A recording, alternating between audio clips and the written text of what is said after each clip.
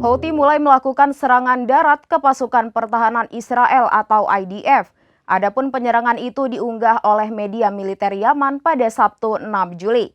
Dinarasikan Houthi keluar dari terowongan lalu menyergap pos pertahanan Israel.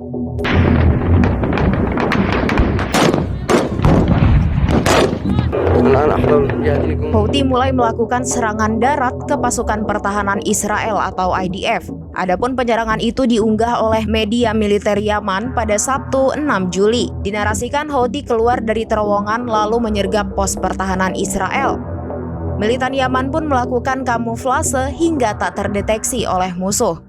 Dari rekaman, tak terlihat seorang pejuang Houthi tewas tertembak. Namun Yaman pun memperlihatkan tentara musuh juga berhasil ditembak hingga tewas.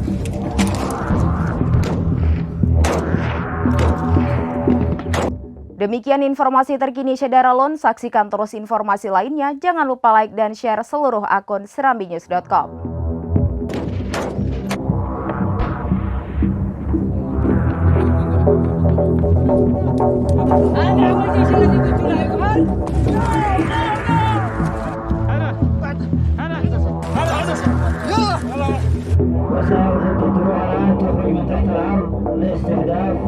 وسائل العدو الأمريكي وهي تستهدف